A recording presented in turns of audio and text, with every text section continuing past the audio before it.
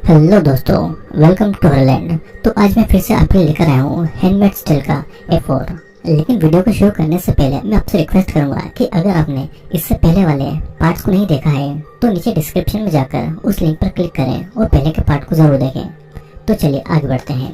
एक बेबी अपनी माँ के लिए दुनिया के सभी चीजों से ज्यादा कीमती होता है, पर अगर ताकतवर लोग की वजह से एक माँ का अपना ही बच्चे पर कोई हक न हो तब एक माँ कैसा महसूस करेगी, ये हमें आज की इस कहानी में पता चलेगा। Warning, welcome to Holland. अगर आप पहली बार इस चैनल पर आए हैं तो चैनल को सब्सक्राइब करके जरूर जाना। इस वीडियो में कहानी को वहीं से शुरू करते हैं जहाँ से जून की दोस्त ग्लेनोवा की जगह किसी और को रखा गया था और ग्लेनोवा को जेल में डाल दिया गया था और उसको कुछ बोलने की आजादी भी नहीं थी। यहाँ तक कि उसके मुंह को भी एक कपड़े से बंद कर दिया गया था। ग्लेनोवा को किस बात की सजा मिली थी ये हमें आगे पता चलेगा। अब फिर हमें जून के पास की कुछ चीजें दिखाई देती है जहाँ पर जून और मोरिया अपनी नॉर्मल लाइफ को जी रही थी। और एक दिन वो दोनों एक कॉफी शॉप में जाते हैं जहाँ पर जून को पहले काम करने वाली लड़की नहीं दिखती है। उसकी जगह एक लड़के को रखा गया था और जून अपना ऑर्डर लेती है, लेकिन उसका कार्ड नहीं चल रहा था। लेकिन जून ने पिछले ही दिन बैंक में पैसे डाले थे और तभी वहाँ पर लड़का बिना बात के जून और मोरिया को गाली देता है। ये बात उन दोनों को काफी अजीब लगती है, पर वे दोनों बात को ज्यादा नहीं बढ़ाती है और वहाँ से चली जाती है। अब ऑफिस जाकर जून बैंक को कॉल करके अपने बंद हुए कार्ड के बारे में पूछती है, लेकिन उसे इसका कोई फायदा नहीं होता है। तभी उसे अपने ऑफिस में आर्मी दिखाई देती है और जून को कुछ समझ नहीं आता है। फिर उसी दिन जून को एक और शॉकिंग बात पता चलती है कि उसके ऑफिस के सभी लेडीज को काम से निकाल दिया गया है, वो भी बिना किसी गलती के। और ये फैसला उनके बॉस का भी नहीं था। जॉब के जाने से सभी लेडीज बहुत परेशान थी और किसी किसी के ऊपर तो उनके पूरे घर की जिम्मेदारी भी थी। ऑफिस के बाहर आते समय एक आर्मी मैन जून को अंडर हिज आई ये कहता है और जून को कुछ समझ नहीं आता है और वे सभी अलग आर्मी लग रहे थे। कहानी अब फिर से प्रेजेंट टाइम में आती है और जून जहाँ पर रह रही थी वहाँ के लोग और मेट्स उसका बहुत ही अच्छी तरीके से ख्याल रख रहे थे। उनको लग रहा था कि जून प्रेग्नेंट है क्योंकि जून ने मेट से इस महीने सैनिटरी पैड नहीं मांगे थे। जून को अच्छा खाने को दिया जा रहा था। सेरेना भी जून से उसके हालचाल पूछती है और जून को प्रेग्नेंट होने की बात सुनकर बहुत अजीब महसूस हो रहा था। कुछ देर के बाद में सेरेना जून को लेकर मिस वाल्टन के घर हेना की बेबी को देखने जाती है और सेरेना जून को भी एक बार बेबी को पकड़ने के लिए देती है ताकि जून भी अपने आने वाले बेबी को फील कर पाए। बेबी को पकड़कर जून को अपने बेटे की याद आती है और वहीं पर जून को मिस वाल्टन से पता लगता है कि बेबी यानी कि एंजेला हेना का दूध पी रही थी। और दूध पीने के बाद में मिस वाल्टन ने जब बेबी को अपने पास में लिया था तो हेना ने उसको काट लिया था। मिस वाल्टन इस बात को लेकर हेना से बहुत गुस्सा थी और मिस वाल्टन तो यहाँ तक कहती है कि बेबी जब माँ का दूध पीना खत्म कर देगी तब वो खुद हेना को घर से बाहर निकाल देगी। और इसे सुनकर जून को काफी ज्यादा बुरा लगता है। जब सभी औरतें यहाँ पर बातें कर रही थी तब जून हेना से बात करने जाती है और भले ही अपने बेबी पर हेना का कोई हक न हो फिर भी वो अपने बेबी को लेकर बहुत ज्यादा खुश थी। लेकिन आज जो हेना ने मिस वाटलैम के साथ में किया था जून फिर से उसे वो सब करने से मना करती है, नहीं तो अथॉरिटी और अमीर लोगों के साथ लड़के हेना अपनी जान को खतरे में डाल देगी। लेकिन हेना को किसी बात की भी फिक्र नहीं थी। जब तक वो बेबी को दूध पिला रही थी तब तक वे लोग उसकी सारी बातें मानने को तैयार थे।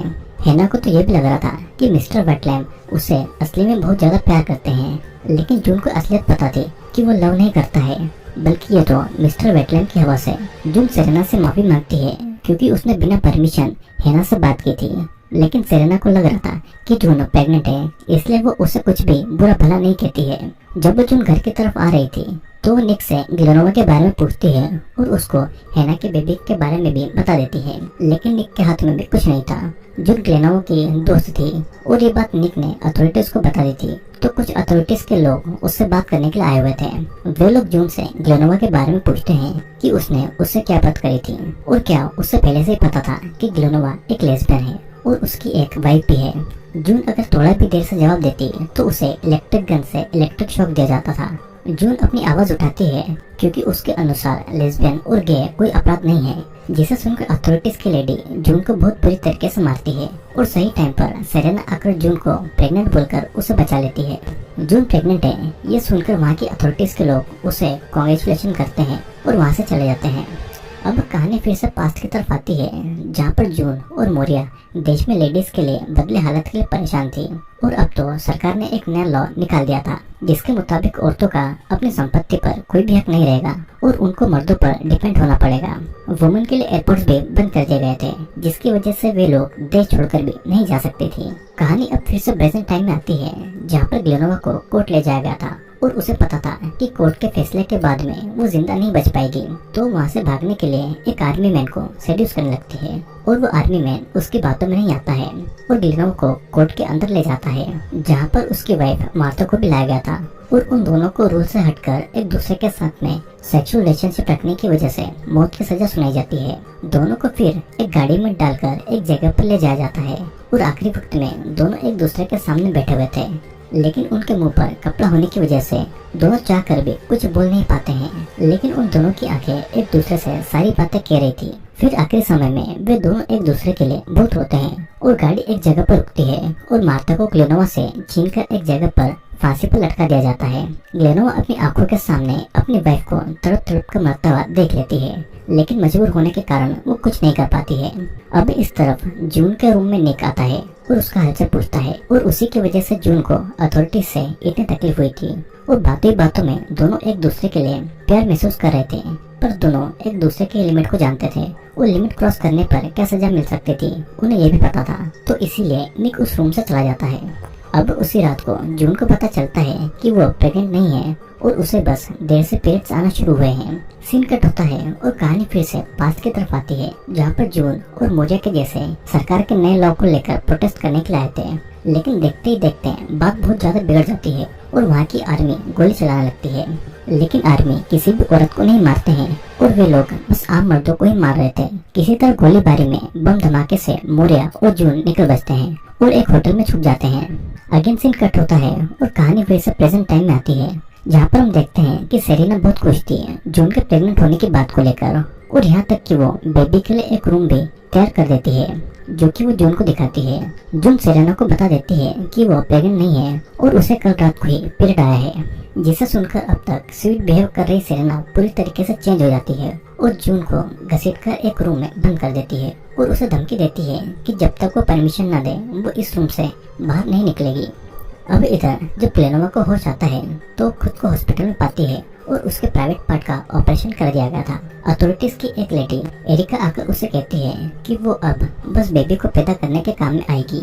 एरिका यहाँ पर ग्लेनोवा को लेस्बियन होने की वजह से उसको गाली देकर उसका मजाक बनाकर वहाँ से चली जाती है। अपनी ऐसी हालत को देखकर ग्लेनोवा बहुत ज्यादा रोती है और ये एपिसोड यहीं पर खत्म होता है। दोस्तों, इस एपिसोड में दिखाया जाता है कि किस तरह देश में जिसके तहत उनको मौत की सजा सुनाई जाती है और नए लॉ के हिसाब से सभी वुमेन्स को जॉब से निकालकर और उनकी प्रॉपर्टी और पैसों से उनका अधिकार हटाकर उनको बस बच्चे पैदा करने के लिए रखा गया है और आम औरतों की देश में कोई इज्जत नहीं थी और इसीलिए होटल के वेटर तक मोरिया और जून को गाली दे रहे थे।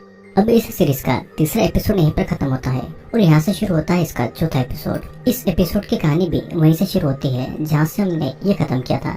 जून को अब रूम में बंद करके रखा गया था क्योंकि वो प्रेग्नेंट नहीं हुई थी और इसी की उसे सजा मिल रही थी। वो वहीं पर सोते हुए अपने पति और अपने बेटे को याद कर रही थी, क्योंकि वैसा पल अब कभी भी उसकी लाइफ में वापस नहीं आएगा। अब कई दिनों तक जून ने बाहर का नजारा तक नहीं देखा था। जून को अपने रूम की अलमारी पर लैटिन में कुछ लाइंस लिखी हुई दिखाई देती है और ये जून से पहले वाली हैंडमेड्स ने लिखा हुआ था। इस लाइन का मतलब क्या था और वो हैंडमेड कौन थी और वो अब कहाँ पर है, ये जून को कुछ भी नहीं पता था। लेकिन उन लाइंस को देखकर जून को जीने के लिए कुछ हिम्मत मिलती है। फिर हमें पास्ट की कुछ चीजें दिखाई देती है, जहाँ पर जून और मोरिया वहाँ से भागने का प्लान कर रही थी और मोरिया ने तो एक हथियार भी बनाकर टॉयलेट में छुपा कर रख लिया था और वे दोनों मिलकर एक बड़ा प्लान बना रहे थे। अब प्रेजेंट टाइम में फ्रेड अपने बिजनेस ट्रिप से वापस आ गया था।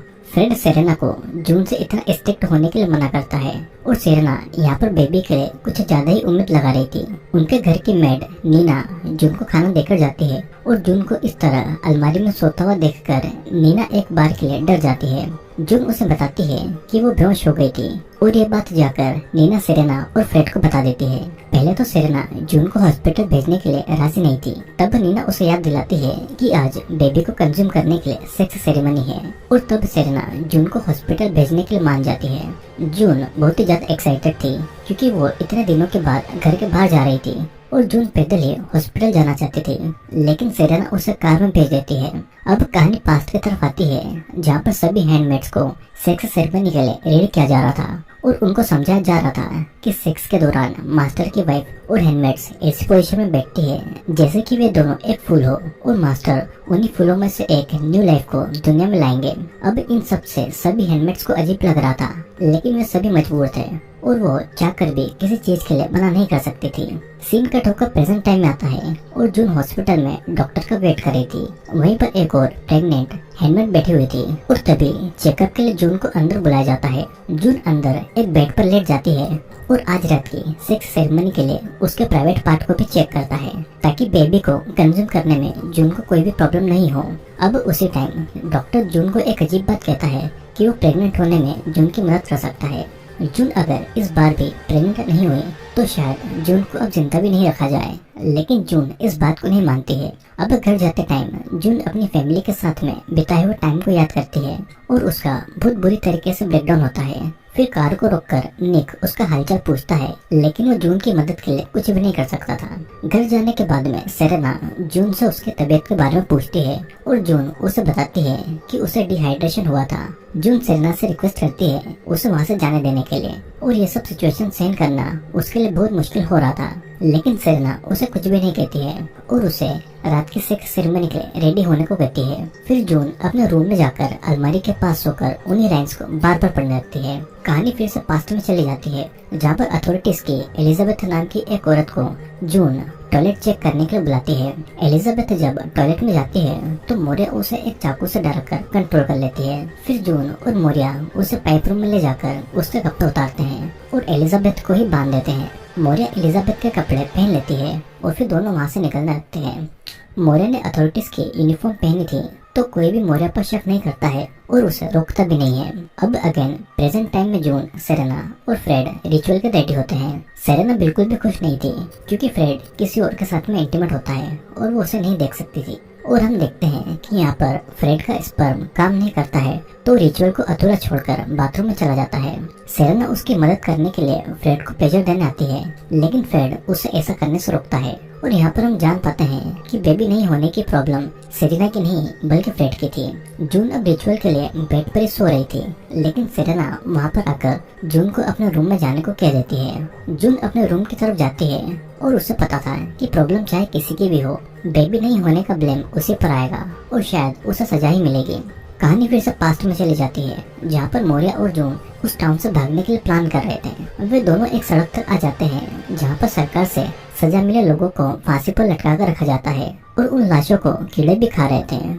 और तो और कितने ही लोगों की लाशों को आर्मीज उसी तरह लटकाने के लिए ले जा रही थी। ये सब देखकर मोरिया और जून बहुत ज्यादा डर जाती है क्योंकि अगर गलती से भी दोनों पकड़ी गई तो इसका अंजाम बहुत बुरा हो सकता था। दोनों फिर एक ट्रेन स्टेशन तक आ जाते हैं और स्टेशन पूरी तरीके से बदल गया था, इसीलिए उनको कुछ भी समझ नहीं आ रहा था। मोरिया ने अथॉरिटीज के कपड़े पहने थे तो वो जून को कुछ दूर पर छोड़कर वहीं पर खड़े एक आर्मी से बोस्टन की ट्रेन के बारे में पूछने जाती है और उसी समय जून के पास में कुछ आर्मी के लोग आते हैं और उसे वहाँ पर खड़ा रहने के कारण पूछते हैं क्योंकि हैंडमेड्स पार्टनर के बिना कहीं भी अकेले नहीं जा सकती थी। जून वहाँ पर अकेली खड़ी थी और उसी समय ट्रेन वहाँ पर आती है। मोरिया चाह कर भी जून को नहीं बचाती है, नहीं तो वो खुद भी फंस सकती थी क्योंकि अगर वो अकेले ही वहाँ से निकल जाती तो शायद वो जून के लिए मदद ला सकती थी।